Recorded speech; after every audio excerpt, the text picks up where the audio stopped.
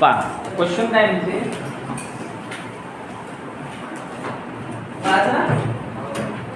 कोणती company Ajit limited issued 2 lakh equity share of ₹10 each on 2 rupees premium.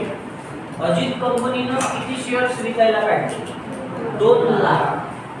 एका शेअरची किंमत किती? आणि हा कसा विकला म्हणते? प्रीमियम. आणि प्रीमियमचे पैसे काढून दिले. प्रीमियमची किती आहे? 2 रुपये. म्हणजे आपला शेअर होता किती रुपयाचा? याला विकला किती रुपये? 2 रुपये प्रीमियम. म्हणजे कितीला? 12. आता हे 12 कसे आले?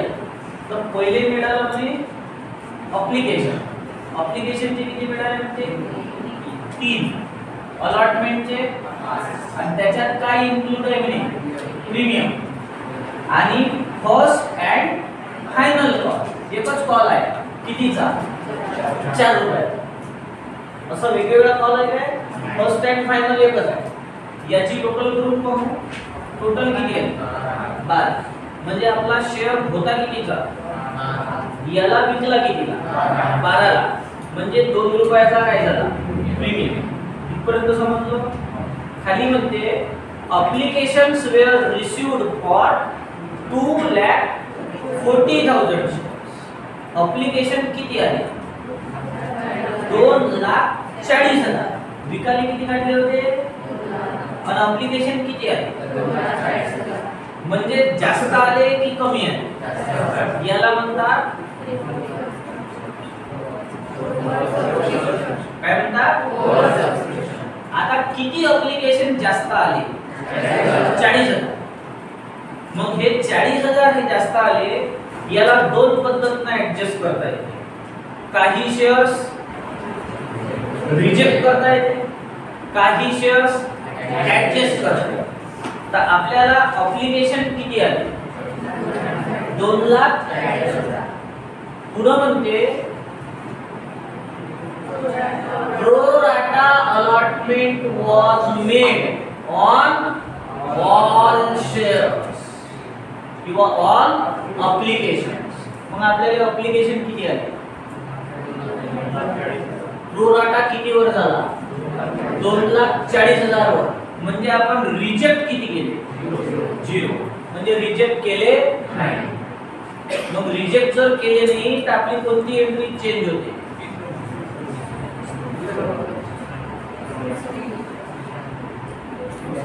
दुसऱ्या नंबर. म्हणजे प्रो राटा कितीवर झाला असेल? 2,40,000. कितीवर? 2,40,000. तरी आपण किती वाटू शकतो? म्हणजे आपल्याला जास्त किती झाले? डबल खालच्या पॅराग्राफवर म्हणते excess applications were adjusted through allotment. Excess म्हणजे जास्तीचे. मग जास्तीचे किती झाले? हे 40,000 काय केले? आणि कोणाला ऍडजस्ट केले म्हणते? अलॉटमेंट. तरी बोलीले बोकड्याने लावायचा. कोणाला ऍडजस्ट केले म्हणते? अलॉटमेंट. किती? 40,000. काय केले? कोणाला? रिजेक्ट किती केले? मग आता डबल आहे. ॲप्लिकेशन किती आले? रिजेक्ट किती झाले? 40,000. मग इथून 40 चा आवाज आला का? बरं नाही झाले म्हणते. पहिली नका लावतो बोलीले बोकड्या. कुणाले बोकड्या? हा. डबल. ॲप्लिकेशन किती आले? रिजेक्ट किती झाले? हेच मेन आहे. हे कमी आहे. या एंट्री कोणाला येते? ॲप्लिकेशन किती आले? प्रो राटा कितीवर झाला? रिजेक्ट किती केले? जास्तीचे किती आहे? हे काय केले? कोणाला? पुढे म्हणते फक्त एक शेअर होल्डर आहे प्रेरणा. कोण आहे? प्रेरणाकडे किती शेअर्स आहे? 400. कोणते? कोणते? तिने कायचे पैसे दिले नाही? First and final. कायचे दिले नाही तिनं? म्हणजे फर्स्ट अँड फायनल वर काय येते? वरियर्स. कोणाच्या शेअर? प्रेरणाच्या. प्रेरणा जवळ किती आहे? तिनं कायचे दिले नाही? म्हणून तिचे शेअर काय केले, म्हणजे कुठपर्यंत पोहोचला रिइश्यू काही सांगितलं नाही. 8 मार्काचा प्रश्न आहे, समजलं काय. चला पहिले कायच्या एंट्री करायला किती, पहिले ऍप्लिकेशन नंतर ऍप्लिकेशन. चला रिसीव्ड वाली entry bank account debit to share application account credit. किती ऍप्लिकेशन आले 2 लाख आणि ऍप्लिकेशनचे किती आहे 24 3 72 7 लाख. आता याचं काय पाहिजे, कसं होईल. आता रिसीव्ड नंतर काय करायचं, ट्रान्सफर वाली एंट्री सांगा, फक्त ट्रान्सफर वाली.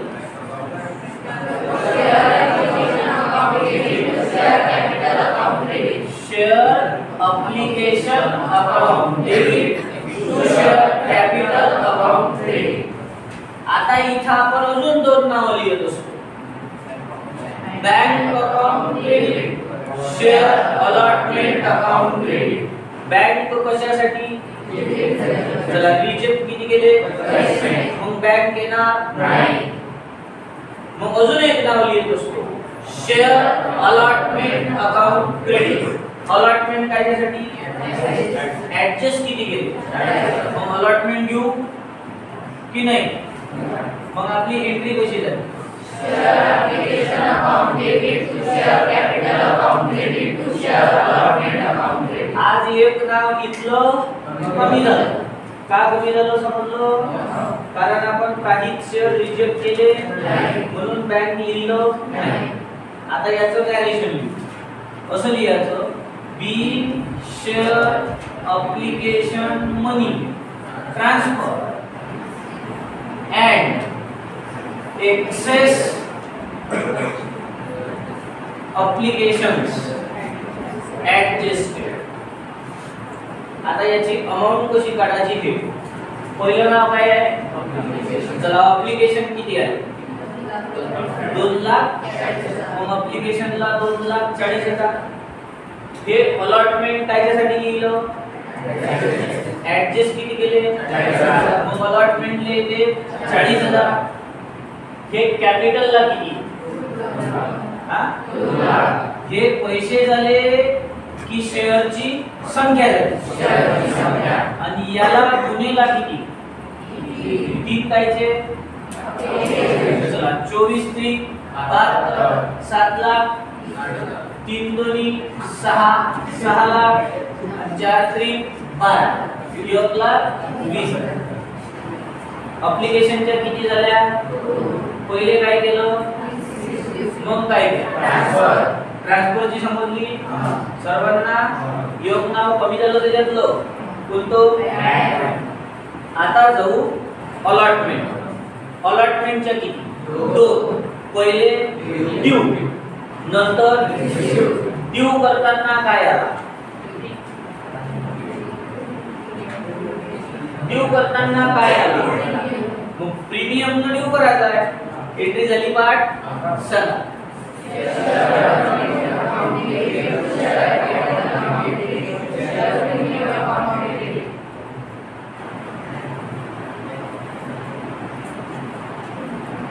प्रीमियम न ड्यू करायचा आहे, पहिले 2100 रुपये महिना.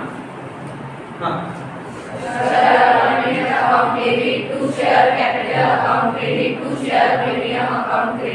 आता फुकट वाले नाही, इकडचे फुकट वाले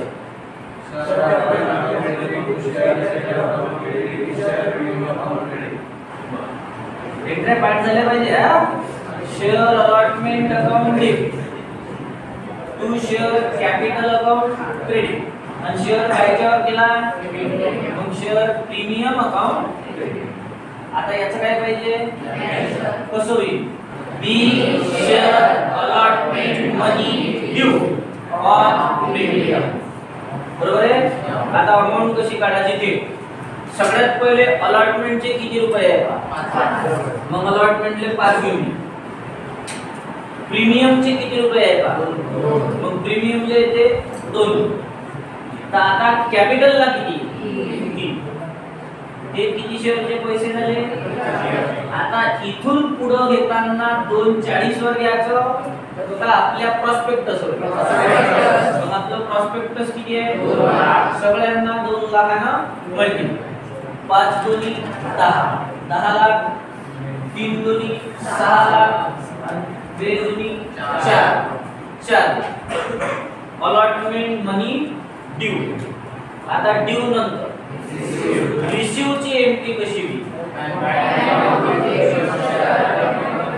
bank account debit to share allotment account credit. आता सांगा किती वर ड्यू केला होता? 2 लाख वर. पहिले जुनी पद्धत वापरून हो. किती वर ड्यू केला? 2 लाख. आणि अलॉटमेंट वर कोण पैसे देणार नाही? काही नका लावत जो. समजलं तुम्हाला? मग अलॉटमेंट वर कोण देणार नाही? सगळे जण देईल. अलॉटमेंट वर आला काय? नाही. प्रेरणा आली म्हणा कोणाची बायको कोणाला द्या? आलं लक्ष म्हणा. मराठी किती जण ड्यू केला? 2 लाख. कोण देणार नाही? सगळे देईल. म्हणजे किती जे भेटत? 2 लाख. आणि गुन्हेला किती? तर 5 दोन्ही 10 लाख. असं झालं. पण असं होते काय? नाही. मग कसं होते? क्वेश्चन कायचा आहे? कसं करायला लागते? 4 स्टेपने काढायला लागते. क्वेश्चन कायचा आहे? प्रोराटाचा आहे. आणि अलॉटमेंट वर जर अरियर असेल तर आन्सर काढायसाठी लावा लागते 4 स्टेप. कधी? जेव्हा क्वेश्चन प्रोराटाचा असेल आणि अलॉटमेंट वर अरियर असेल. पण आज क्वेश्चन प्रोराटाचा आहे पण अलॉटमेंट वर अरियर आला नाही. 4 स्टेप काढायच्या.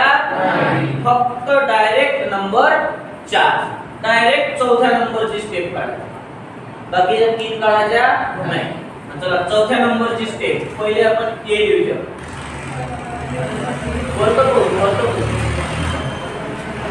त्याच्यात तर कोणी वाचते? उद्याला सांग जल्लो उघडून पुस्तक कोणी वाचू शकते? त्याच्यात काय नाही. सांग चौथ्या नंबरची स्टेप. हा मग थांबा रे. मग काय करावं लागते?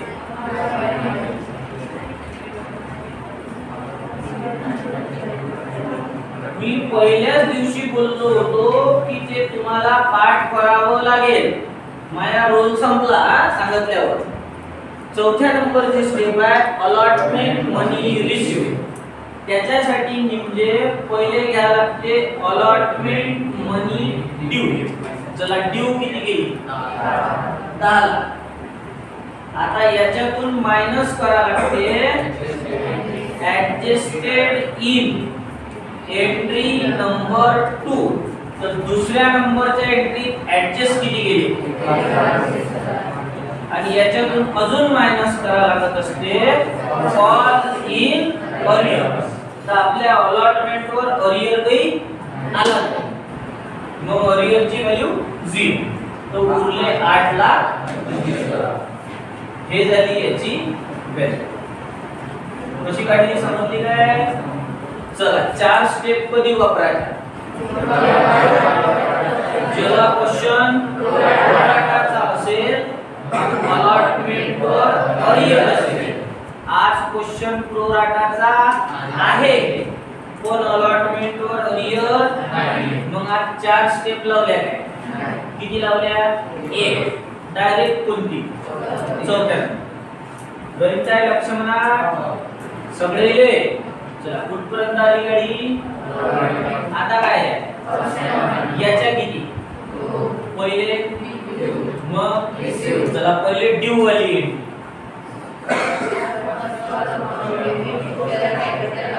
असं नाही असं नाही. Share first and final call account debit to share capital account credit. चला ड्यू किती वर करा? 2 लाख. आणि फर्स्ट अँड फायनल कॉलचे किती आहे? 4 दोन्ही 8. किती झाले? 8 लाख. आता याचं narration. B share first and final call money due. आता ड्यू नंतर रिसीव वाली एंट्री होते first and final call account credit. कशी होते bank account debit to share first and final call account credit. आता आपण अमाउंट काढू. चला किती शेअरचा कॉल ड्यू केला होता 2 लाख. कितीचा ड्यू केला होता 2 लाख. आता फर्स्ट अँड फायनल कॉल वर काय ओढली आहे आपण रेश, म्हणजे याच्यावर आहे कॉल इन. कोण पैसे देणार नाही प्रेरणाकडे किती आहे 400, म्हणजे आपल्याला 400 चे मिळणार नाही. पैसे मिळल 1,99,600 आणि गुन्हेला फायनल कॉलचे किती पैसे 4, म्हणजे पैसे मिळल 7,98,400. 7,98,400. आता याचं काय लिहायचं कसं होईल be share first and final call money received and arrears adjusted. ऍप्लिकेशनच्या 2 झाल्या, अलॉटमेंटच्या 2 झाल्या, फर्स्ट अँड फायनल झाल्या. अजून काही राहिलं काय याच्यातलं. आता आपल्याला पैसे कुणी दिले नव्हते. प्रेरणाकडे किती होते 400. हिने कशाचे पैसे दिले नाही म्हणून तिचे शेअर काय मग एक एंट्री अजून करावी लागते. कशाची फॉरफिटची एंट्री करताना काय करायचं 2 नाव लिहून घ्यायची. Share capital account debit, share forfeiture account credit. हे 2 नाव लिहायचे. आपण कुणाचे फॉरफिट करणार आहे प्रेरणाने कशाचे पैसे दिले नव्हते फर्स्ट अँड फायनल. एकच पैसे दिले तिनं मग ते नाव क्रेडिट. मग कशाचे दिले तिनं मग share first and final call account credit. बरोबर आहे. आता डिस्काउंटर विकला असेल तर शेअर डिस्काउंट अकाउंट क्रेडिट आणि प्रीमियम वर विकला असेल तर शेअर प्रीमियम अकाउंट. आपण कशावर विकला डिस्काउंट येईल का प्रीमियम. म्हणजे आपली कंप्लीट एंट्री कशी झाली share capital account debit, share premium account debit to share forfeiture account debit to share first and final call account debit. आता याचं नॅरेशन सांगा. Be share of Prerna forfeited due to non payment. आता amount कशी काढायची हे share कॅपिटलला लिहिताना शेअरची original. मग शेअर ओरिजिनल कितीचा होता तर इथं 10.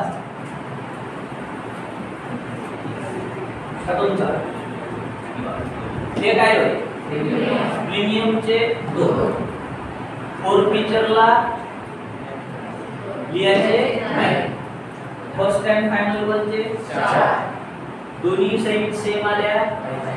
डेबिट साइड किती क्रेडिट साइड किती आहे 4. म्हणजे कॅपिटलला इथं फॉरफिचरला येईल 8 कुठून आले समजले.